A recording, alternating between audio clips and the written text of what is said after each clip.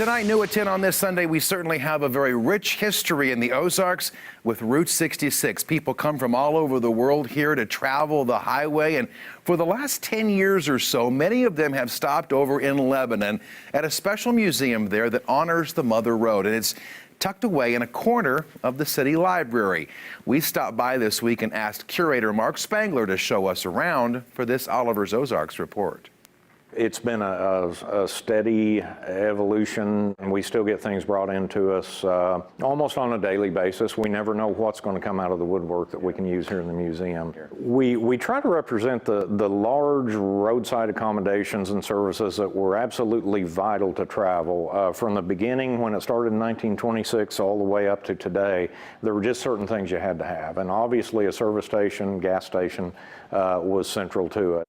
We're going for a chronological presentation, and in a pure sense, Route 66 doesn't really start until 1926. So we are blessed to have a strong collection that dates from the Good Roads period, from say the turn of the century up to the mid-20s. A common expression of the period was out of the mud, the period that every state wanted to bring themselves out of the mud. This is an interesting group of objects that came from just good examples of the businesses, the roadside businesses. Rinks Market, the building is still there, but it is now vacant. Andy's was one of our unique places. It was two streetcars that were parked end to end and created a diner out of the streetcars. Andy's specialty, it helped if you had a specialty. Andy's was fried domestic rabbit. The diner vignette, we have a pretty good selection of the things you would typically see in a diner. We've got the jukebox, we've got the pinball machine, we've got the counter seating or the tables. Neon was very popular during that time, so that's one thing that people interested in Route 66 are often drawn to the old neon signs, and one of our nice projects here in Lebanon was at Munger Moss Motel with the restoration of their sign out front. The cabin it represents what you would find oftentimes tourist courts could be either frame cabins like this one, or they could be sandstone cottages. Those were also very common.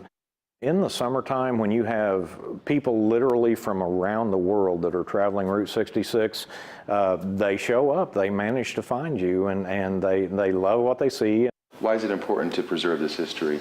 It's just a nice chunk of Americana. It's relatively speaking, it's not that old, but yet I think people knew it was something special when it was happening. The allure of that slower time has never left us. Of course, years ago, Oliver's Ozarks did stories on both Rinks and the Munger Moss you saw there in that report. By the way, the museum is open year-round as long as the library is open. It's in that old Kmart building over there on the main drag in Lebanon.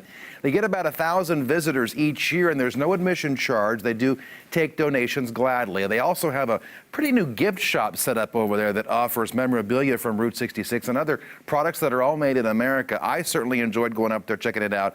Perhaps a good day trip for you to get up there and see some of the artifacts for yourself inside that museum.